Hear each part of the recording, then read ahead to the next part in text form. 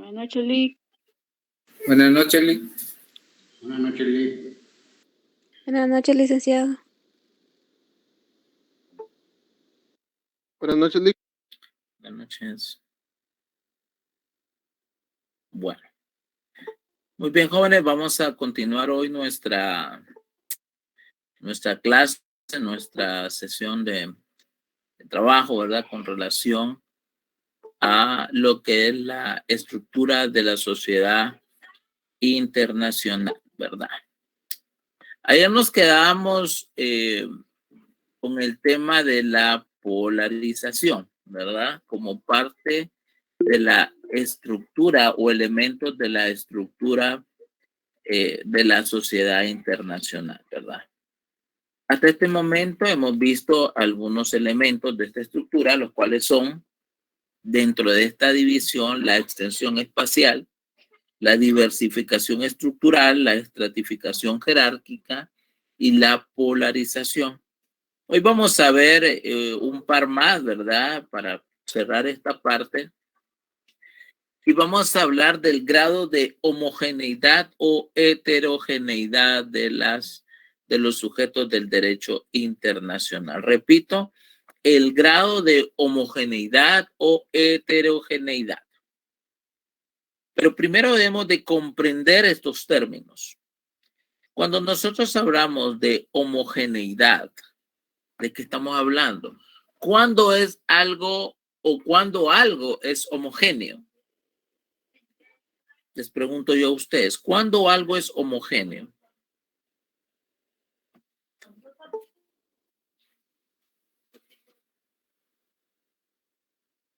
Jóvenes. ¿Cuándo algo es homogéneo? Licenciado, yo entiendo que es algo que tiene características similares. Muy Son bien. parecidos. Cuando un conjunto comparte características similares. ¿Y cuando algo es heterogéneo?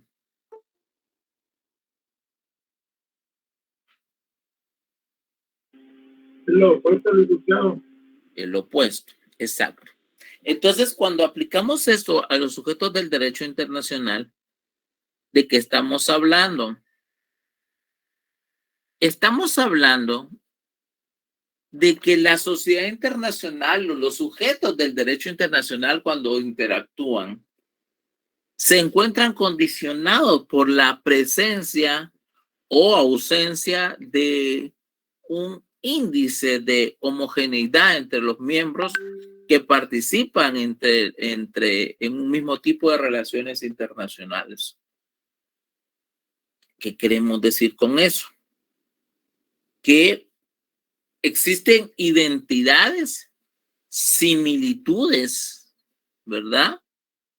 Pero también hay divergencias entre los actores. Mientras hay elementos que nos hacen homogéneos. Por ejemplo, si yo les consulto a ustedes, si yo les cuestiono y le digo, ¿Centroamérica es homogénea o es heterogénea? Hablando desde Guatemala hasta Panamá.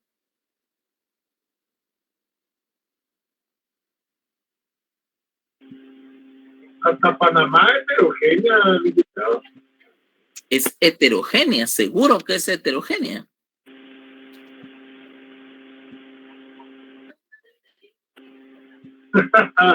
Hasta Panamá, sí, mantengo la respuesta. Alguien menciona el Zika. Sí, vamos a hablar del Zika más adelante, pero mi pregunta general, ¿es homogénea o es heterogénea?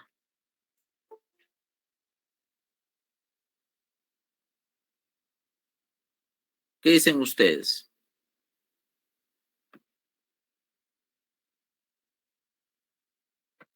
Vamos a comenzar a preguntar. Vamos a consultarle a Jocelyn Roxana Felipe Zamora. ¿Qué dice Jocelyn? La pregunta es, ¿tiene rasgos homogéneos o heterogéneos nuestra nuestra Mesoamérica, desde Guatemala hasta Panamá.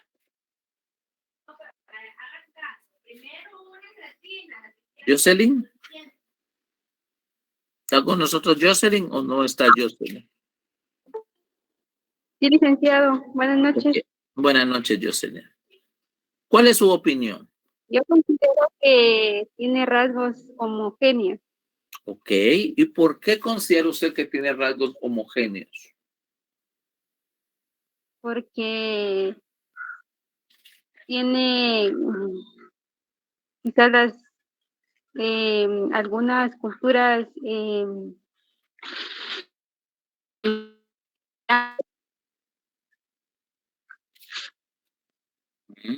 No le escuchamos, Jocelyn. quizás tiene algunas culturas similares o que comparten comúnmente. Muy bien, ¿cómo cuáles?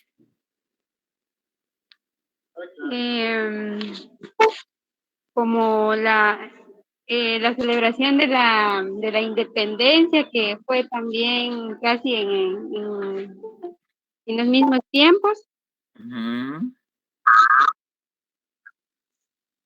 ¿Alguien que le quiera ayudar a Jocelyn?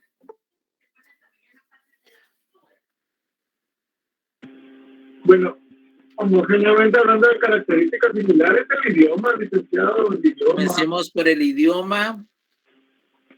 Nuestros rasgos étnicos también. Nuestros rasgos políticos también. Nuestra religión. Miren, pues, esto no quiere decir que seamos idénticos. O sea, ser homogéneo no quiere decir ser idéntico, ¿no? Obviamente, nuestros países pues tienen diferencias, especialmente Panamá. Sabemos que Panamá pertenecía a Colombia y por una situación de carácter de conveniencia, llamémoslo de esa manera, pues se cindió esa península, si quieren llamarla así, se dividió de Colombia, la Gran Colombia le decían anteriormente. Pero, pues, ¿qué hay? Hablemos de Centroamérica, desde Guatemala hasta Panamá. Bueno, guardamos el mismo idioma, no quiere decir que no hayan otras lenguas dentro de estos países. En Guatemala sabemos que hay más de 20 lenguas o 20 idiomas de carácter maya y no maya, porque el garífuna pues sabemos que no es maya. Pero esto es un rasgo característico, por ejemplo, de toda la costa Caribe desde Guatemala hasta Panamá, por ejemplo. Todo el Caribe. Tenemos la costa de los mosquitos, de los misquitos que comparten Honduras y Nicaragua. Y la mayoría del Caribe pues está impregnado de población de color, ¿sí? En algunos de ellos se habla garífuna, se habla misquito, se habla creol es otro de los que se habla, y características muy similares, étnicas, características culturales. Esto nos hace homogéneos, porque compartimos esto. También sabemos las grandes,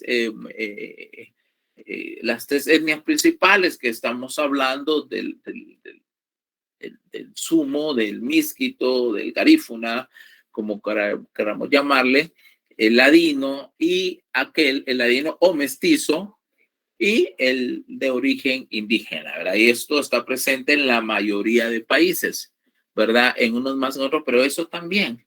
Nuestro idioma oficial, ¿cuál es el idioma que más se habla en estos países? Pues sabemos que es el español. Nos une, una compañera decía, pues casi no, es el mismo día realmente que se celebra la independencia de las 5 principales naciones centroamericanas. Entonces, no es, o sea, son varios rasgos. ¿Qué heredamos? Heredamos también el sistema sociopolítico. ¿sí? El sistema que heredamos también nos hace homogéneos y no somos muy dispares en cuanto a nuestras economías. Ciertamente hay economías más grandes, por ejemplo, la economía de Guatemala es la más grande de Centroamérica. Sin embargo, no es que sea pues una disparidad tan marcada después de todo, ¿verdad? Sabemos que dependemos más de nuestros cultivos, no somos países industrializados. O sea, todo esto crea una homogeneidad, ¿sí? Nos hace muy similar. De hecho, hablamos de la patria centroamericana, de la hermandad que debe existir entre todos los nacidos en Centroamérica. A eso se refiere, a eso es lo que se refiere el grado de homogeneidad, ¿verdad? En la sociedad internacional. Alguien mencionó el SICA, está el SICA, está el CIECA, está el mercado común centroamericano, está el Parlacén. Ciertamente, pues sabemos que políticamente pues, no sirve para nada, sin embargo, pues está presente, ¿verdad? Está la Corte Centroamericana de Justicia con sede en Honduras, si no estoy mal. Es decir, hay muchos elementos que nos hacen que seamos parecidos, que nos tendamos a unirnos.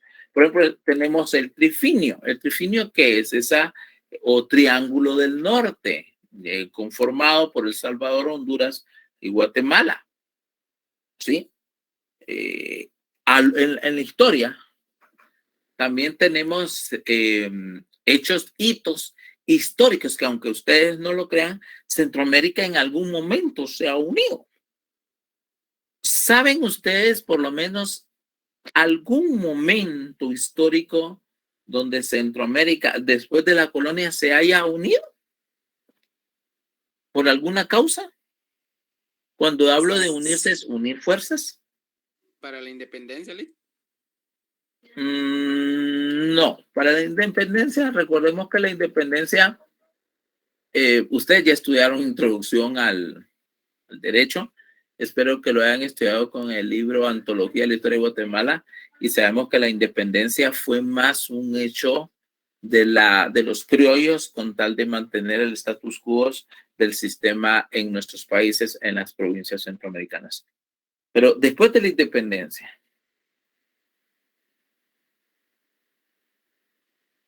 algún evento que ustedes recuerden que han leído. Licenciado, yo tuve la oportunidad de escuchar que ciertos países, como por ejemplo Guatemala, El Salvador, Honduras, y no recuerdo si Nicaragua, se unieron por un conflicto que hubo con México, por un barco pesquero, algo así, si no estoy mal, que creían que eran piratas o algo así. Ajá, lo desconozco, le soy sincero, lo desconozco. Va. Lo voy a llevar al año 1856. En el año 1856, ustedes han oído hablar de los filibusteros. Los filibusteros no eran nada más ni nada menos que conquistadores norteamericanos que creían en el esclavismo. En los anales de la historia de Centroamérica, incluso en el libro que yo les acabo de mencionar, Antología de la Historia de Guatemala, de la licenciada Camargo, ella se menciona en esta recopilación el evento de ese año, en donde William Walker, era un filibustero del sur de los Estados Unidos, invadió Nicaragua, quemó Granada, que era una ciudad importante a orillas del Gran Lago de ese país, y pues él se autoproclamó presidente de Nicaragua. Sí, él se autoproclamó presidente de Nicaragua. Y se constituyó en ese momento, bueno, y no solo eso, sino que impuso el idioma inglés como el idioma de ese país. Lo interesante de esto es que se convirtió en una amenaza para sus vecinos. O sea, esta invasión a Nicaragua la vieron los demás países centroamericanos como una amenaza. y se unieron El Salvador, Honduras, Guatemala en menor medida porque es que está más al norte, y Costa Rica, y ellos lograron la unión de los ejércitos centroamericanos, logró expulsar a William Walker. Y William Walker fue, si la memoria a mí no me falla, fue fusilado en Honduras. En ese momento, si ustedes, por ejemplo, el aeropuerto internacional de Costa Rica, de San José, Costa Rica, se llama Juan Santamaría y fue uno de los partícipes de esa batalla. El epítome de esa lucha se llevó a cabo en Nicaragua en un lugar que se llama San Jacinto. Y en ese lugar, de hecho, en ese país, el 14 de septiembre fue declarado también como día festivo por la batalla de San Jacinto. En ese momento histórico es muy importante porque manifestó en ese momento el verdadero sentido centroamericano de los países. Y fue una gesta, llamémosle de esa manera, fue una gesta en la cual en ese momento olvidaron sus diferencias los países centroamericanos y se unieron. Esto nos habla de ese grado de homogeneidad, de ese grado de similitud, ese grado de hermandad, por qué no decirlo también, que existe en Centroamérica, que por muchas razones de carácter económico, de carácter social, político, pues no ha logrado cristalizarse a pesar de algunos esfuerzos, pero sí están presentes a lo largo de algunos hechos. Y este hecho histórico, ustedes lo pueden investigar, es el epítome realmente de lo que en algún momento debería de haber sido Centroamérica, ¿verdad? Pero se los dejo esto como un ejemplo del carácter homogéneo de una sociedad internacional, de estados, ¿sí? Es cierto, por ejemplo, ha habido, no sucede lo mismo con México. Cuando Centroamérica se declara, las 5 provincias centroamericanas se declaran independientes, declaran su independencia de España. ¿Alguien recuerda qué pasó después de eso?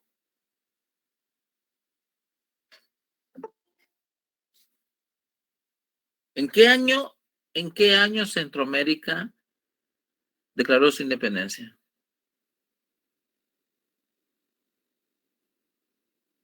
Voy a preguntar esto porque si... En 1821. Okay, gracias. Ya mi corazón ya estaba un poquito latiendo fuerte si no me contestaban eso. Ok, 1821. ¿Qué pasó después de eso, compañero? Se convirtió en una federación centroamericana. Pero pasó algo. Se anexó al imperio de Iturbide en México. Correcto. Y luego en julio se independiza otra vez como estado. Exactamente. Y viene, y hasta 1838 la Confederación de Estados Centroamericanos existe y ya es que toma su verdadera independencia a cada uno de los estados. Pero hubo un momento en que Centroamérica se anexa a Iturbide. ¿Sí? Nosotros no tenemos nosotros no guardamos la misma homogeneidad con nuestro vecino del norte. Nuestra homogeneidad y nuestra afinidad, si quieren verlo así, es más entre nosotros. Somos diferentes a México. Sí, bastante diferentes. O sea, tenemos el mismo idioma, mismas costumbres, misma religión predominante, que es la religión católica, pero a pesar de eso, aunque tenemos, pero no tenemos el mismo grado de afinidad y homogeneidad como puede haber con los mismos países centroamericanos. Claro, esto es un fenómeno muy nuestro, ¿sí? Pero, por ejemplo, nosotros vemos que en Europa hay países que guardan una similitud. Alguien dice la cultura maya, sí, pero recordemos que México es más azteca que maya. ¿Sí?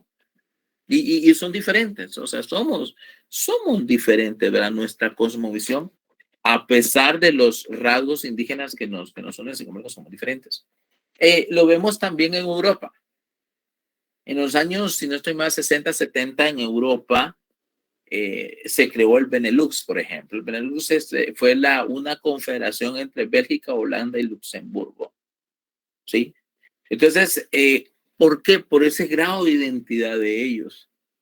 Vemos en la historia cómo algunos países, los países escandinavos, vemos Suecia, Finlandia y Noruega, por ejemplo, son también países que guardan cierta identidad entre ellos y guardan políticas y costumbres muy similares y lingüísticas también. Europa, por ejemplo, no tiene el mismo grado de homogeneidad. ¿Por qué? Porque independientemente de los ejemplos que son europeos los que les estoy dando, pero por ejemplo, en ellos sabemos las grandes guerras que ellos han provocado en el mundo. Y en esto sí es una sindicación directa hacia ellos. Sabemos que las guerras más fratricidas del mundo han sido promovidas y provocadas por la misma Europa. La Primera y la Segunda Guerra Mundial son el efecto inmediato de esa incapacidad de las potencias europeas de ponerse de acuerdo. La Primera Guerra Mundial, pues sabemos, comienza con un asesinato del archiduque. Así comienza en 1914 y en medio de esta guerra se da la revolución bolchevique en Rusia, cae el zar, se instaura el socialismo y pues 20 años después de eso, pues sabemos que es la Segunda Guerra Mundial y las consecuencias de esta que todavía están presentes en la memoria de la sociedad moderna. Las guerras también son el resultado de esa heterogeneidad y más que la heterogeneidad, la incapacidad del ser humano o de las naciones de poder ponerse de acuerdo, de poder solventar sus diferencias. Y este es un tema bien importante para el derecho internacional. ¿Por qué? Porque de esa cuenta es que así como pueden haber cooperación y solidaridad, pues puede existir lo contrario. Por ejemplo, yo no sé si ustedes sabían, pero después de la Segunda Guerra Mundial, Alemania fue dividida. No sé si ustedes lo saben. Alemania permaneció dividida desde el año 1945 hasta principios de los años 90. ¿Sí sabían eso? Sí, el muro de Berlín, sí. Pero ¿sabían ustedes? Mencionan el muro de Berlín. Si saben un poco de historia, porque también uno de abogado debe conocer, recuérdense que su licenciatura, ¿cómo se denomina? ¿Licenciados en qué? Ciencias sociales y jurídicas. Ciencias jurídicas y sociales. O sea, nosotros no solo sabemos leyes, también debemos de saber, y por eso está en el curso en el pensum está un curso de esta naturaleza. En el año 1945 se divide y se divide la Alemania derrotada, la Alemania nazi, y se divide se le llamó en ese momento la República Democrática de Alemania, que era la RDA, en el oriente, y en el occidente, la República Federal de Alemania. En el occidente, la capital era la capitalista, llamémoslo de esa manera, era Bonn, la ciudad de Bonn. Y en el oriente era Berlín, pero el problema es que Berlín se dividió. Berlín ha sido la capital histórica y es hoy por hoy la capital también de Alemania, reunificada en los principios de los años 90, 91. Y en ese momento, cuando se crea el muro de Berlín, divide la ciudad entre este y oeste, pero la Unión Soviética, como Berlín quedó en el lado soviético, Berlín fue cercado. ¿Y sabían ustedes que de Berlín, de la parte occidental, la parte capitalista, no había suministro de alimentos? Los berlineses estaban muriendo de hambre, literalmente. La Unión Soviética no permitía el ingreso de nada. Entonces se creó un puente aéreo humanitario en donde los Estados Unidos y los aliados de Occidente, pues, mantuvieron, ahorita no me recuerdo cuánto tiempo fue, pero es un récord a nivel histórico de ese puente aéreo. ¿Se pueden imaginar la política internacional mediante la cual hoy por hoy eso nosotros decimos, bueno, es totalmente violatorio de los derechos humanos, pero así ha sido la humanidad, así hemos sido los seres humanos. Somos capaces de ser muy solidarios, pero también somos capaces de cometer muchas atrocidades. El muro de Berlín era el testigo, fue el testigo durante 45 años de atrocidades y fue testigo de cómo una ciudad fue dividida por simplemente una pugna de sistemas e ideologías. Eso es la historia. Y ahí vemos algo totalmente heterogéneo, ¿verdad? En la mentalidad y como ejemplo de esto es la Guerra Fría. La Guerra Fría, la cortina de hierro, de hecho, así se le llamó en su momento, la cortina de hierro, lo que dividía Oriente de Occidente. Eso, en ese momento, era algo totalmente heterogéneo, las relaciones internacionales. Para ir avanzando, el grado de homogeneidad o heterogeneidad imperante entre los actores internacionales de una misma categoría nunca alcanzan un carácter absoluto total. ¿Qué quiere decir con esto? Por ejemplo, a pesar de estas cosas, siempre hay relaciones entre los sujetos porque es indispensable. En los años de la Guerra Fría, que como digo, para mí es uno de los mayores ejemplos de estas situaciones, de estos fenómenos sociales en el derecho internacional. Por ejemplo, se daban las Olimpiadas y las Olimpiadas eran otro tema de tensión. Por ejemplo, en los Juegos Olímpicos de Múnich, para los que saben un poco de historia, por ejemplo, ahí asesinaron a varios deportistas israelíes. Se llama la masacre de Múnich. En el año 1980, los Juegos Olímpicos fueron en Moscú y los países occidentales no participaron. La mayoría de países occidentales no participaron por diferencias con la Unión Soviética y el bloque socialista. Como respuesta a esto, en el año 1984, en los Juegos Olímpicos de Los Ángeles, pues fue viceversa. La mayoría de países del bloque socialista no participaron. En esa época, fíjense que es bien interesante porque tenemos que hablar de la historia para conocer esto. Se creó una liga internacional llamada Países No Alineados. Estos países no alineados especialmente era liderado por países, valga la redundancia, que no eran superpotencias, pero que no querían ser satélites. Por ejemplo, estaba Brasil, estaba México, y se les llamaba no alineados. Crearon la Liga de Países No Alineados para indicar pues que no es que estuvieran con los Estados Unidos y tampoco estaban con la Unión Soviética, pero se llaman no alineados. Era una época mucho más complicada que la que hoy nos toca vivir a nosotros. Y es en medio de esto que se puede entender. Quiere decir que hoy es diferente un poco, pero todavía se dan estos factores dentro del derecho internacional. Y para poder entenderlo, entonces nos vamos a dar cuenta de factores políticos, sociales, lingüísticos, culturales, que hacen que determinados países o tendencias se unan, contrario a otras corrientes.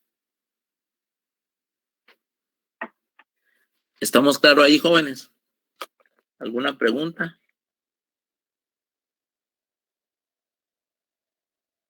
Sí, Lic. ¿Estamos bien? Sí, Lic. Sí, licenciado. Sí, Lic. Muy bien. Si yo pregunto algo, yo quiero que pongan mucha atención. En el examen no quiero que se me vayan por otro lado. Yo les pregunto qué es la polarización, de un ejemplo de polarización, de bipolaridad. Si yo pregunto, bueno, ¿a qué se refiere? O pongo un ejemplo de una estructura homogénea. Entonces, ahí está la información para que ustedes la puedan ir.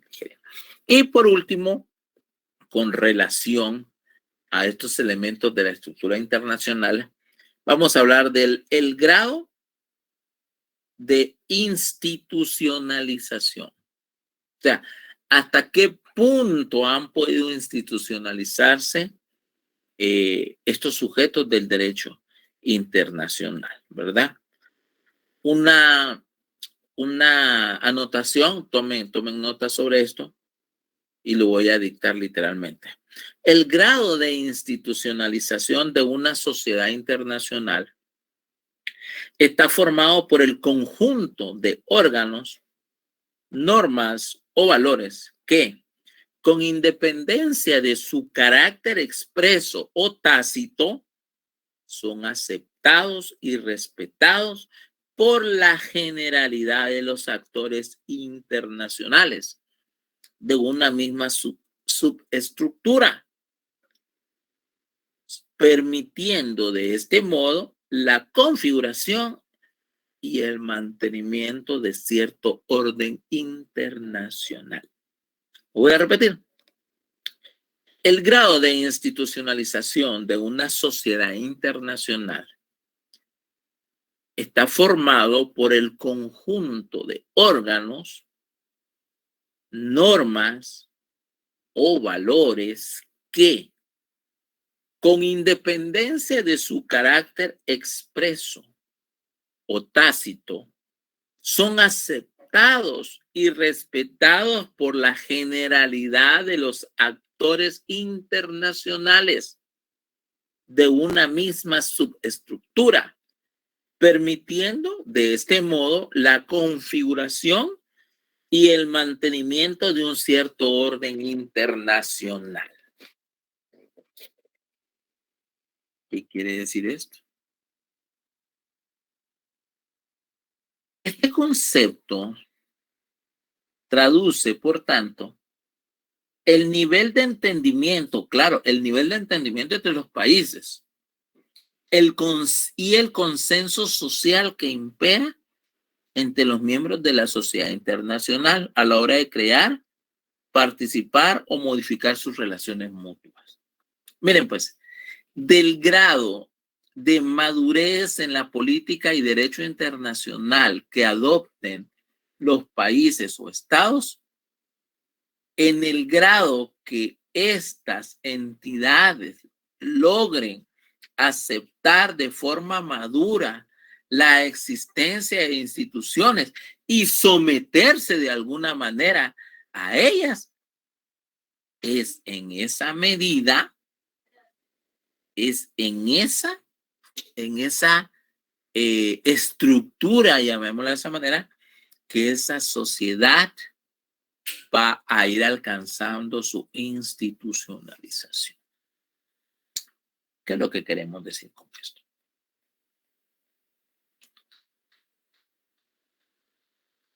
¿Por qué? Y esto no, voy a hacer el siguiente cuestionamiento para poderles explicar esto. ¿Cuándo nació la ONU? A ver. Ustedes estudiantes de último año. ¿Cuándo nace la ONU? A ver quién se anima a decirme. Si no estoy mal, en 1947. No, está cerca, pero no fue en 1947. Paul Yeshua, 1945. 1945, Lick. Y nace como consecuencia de qué, Eric?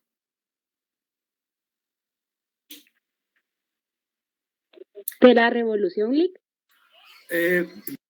No. De la Segunda De Guerra la Segunda Mundial. Guerra Mundial. Muy bien. Nace como un intento de la sociedad internacional de evitar una catástrofe de la magnitud de la Segunda Guerra Mundial. Pero, ¿cuál es el antecedente de la ONU? Vámonos más para atrás. Vámonos a 1918. ¿Qué pasa cuando finaliza la Primera Guerra Mundial? Se firma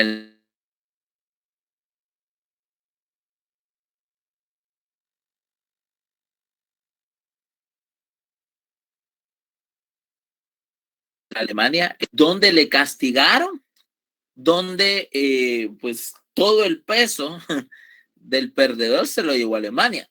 Y fundan la Sociedad de Naciones, gracias compañero, o Liga de Naciones, no Liga de la Justicia, ¿verdad? Sino la Liga de las Naciones o Sociedad de Naciones. ¿Pero qué pasó? Esta entidad fracasó.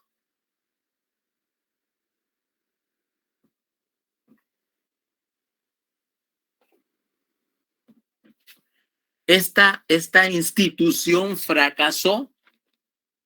¿Por qué fracasó?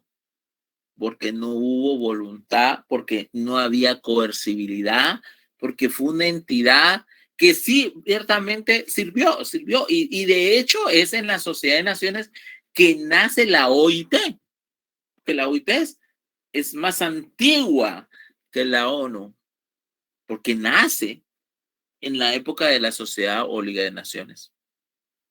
Pero esa institución no alcanzó su objetivo de qué? De evitar una Segunda Guerra Mundial. Hubo muchas cosas, hubo naciones que no fueron parte de esta. La misma Alemania fue excluida. Entonces, ¿qué le digo yo? El mundo ciertamente en ese momento, los países o los líderes mundiales pues tenían una buena...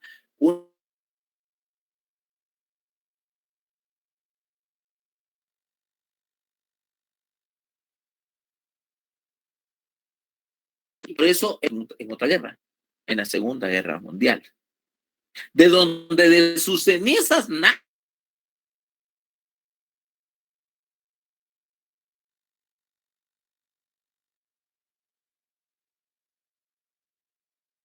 los 24 países fundadores originales de esta institución.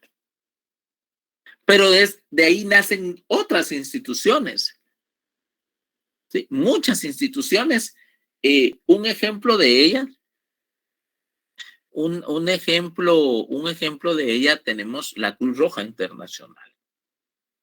La Cruz Roja Internacional o la Media Luna, ¿verdad? Que es lo que se acepta en los países de Oriente, los países musulmanes.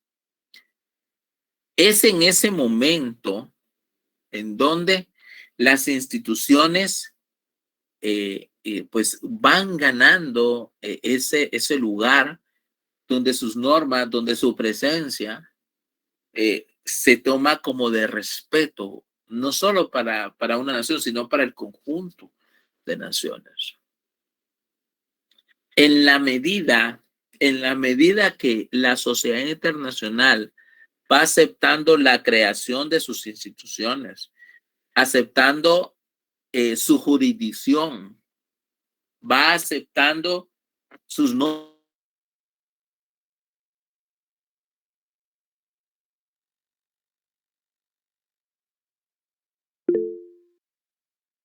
Cuando muchas veces se invoca la soberanía, y la soberanía como ese elemento propio del Estado.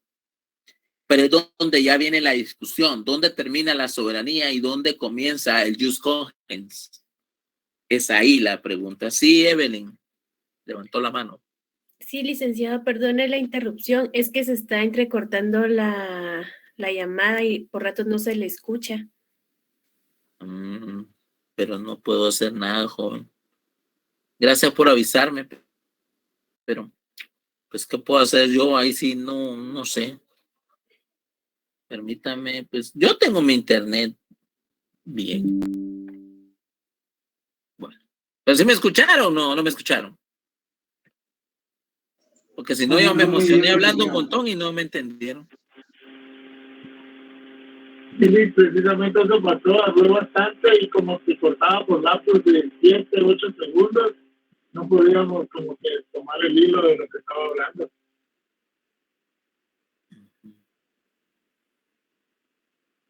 Se escuchó lo importante, dice Manuel Antonio. Va. Voy a repetir, ¿sí? Si se entrecorta, solamente levanten la mano. Con que levanten la mano, yo voy a entender que se está entrecortando. ¿Sí? ¿Estamos de acuerdo? Sí, licenciado. Sí, licenciado. Sí, licenciado. Voy a repetir. Voy a hacer una sinopsis. En la medida en que la sociedad internacional acepte o vaya desarrollando su propia institucionalización, en esa misma medida, la sociedad internacional madura, en esa misma medida se desarrolla. ¿Por qué? Porque debemos entender que la sociedad internacional, al ser un conjunto de países, necesita un determinado orden internacional. Y ese orden internacional nace de las instituciones, nace de las normas que la misma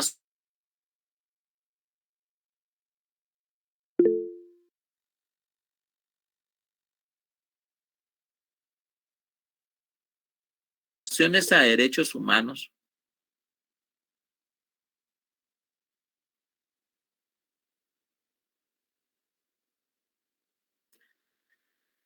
¿Me escuchan? Se entrecortó otra vez, licenciado. Ok. Bueno, yo creo, bueno, ahí yo no puedo hacer nada, jóvenes, ¿verdad? Porque pues ahí sí que no sé qué puede hacer. Sin embargo, yo creo que lo más importante ya lo obtuvieron. Licenciado, yo dejé de escuchar en donde dijo se necesita un determinado orden. Ahí se me cortó a mí. Un determinado orden internacional que haga imperar, pues, ese nivel de convivencia social internacional. De todo modo, miren, jóvenes, no se preocupen. En su momento yo les voy a dar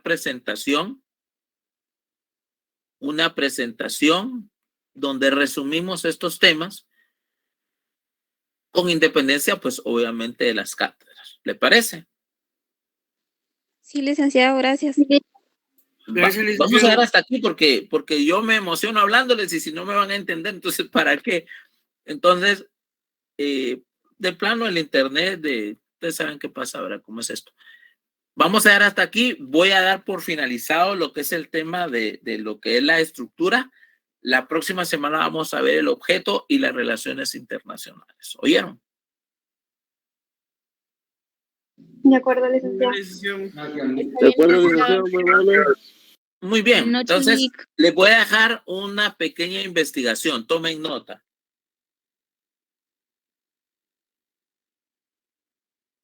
¿Me escuchan? Sí, licenciado. Ok. Anoten. Me van a investigar el concepto del jus cogens.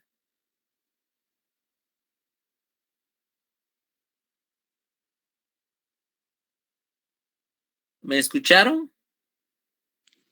Sí, licenciado. ¿Qué es el jus cogens? Eso es lo que me van a investigar ustedes, por favor. Yo pienso que, permítanme. Jus, ¿qué dice? Jus de Toki. Miren, pues, aquí está. Aquí se lo voy a poner yo en el chat. ¿Qué es el jus cogens?